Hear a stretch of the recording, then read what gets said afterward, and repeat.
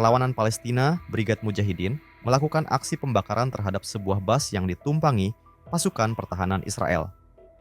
Video pembakaran itu diunggah di saluran Telegram pada Rabu, 16 Oktober, malam.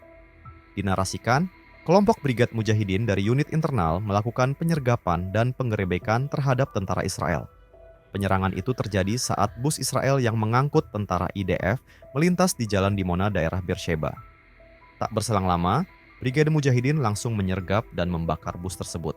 Kobaran api tampak menyelimuti bus yang berisi tentara IDF, hingga mereka tewas terbakar hidup-hidup.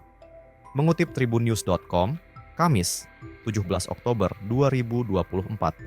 Sejauh ini, belum ada tanggapan langsung dari pihak Zionis terkait pasukannya yang tewas terbakar di dalam bus yang menuju Dimona.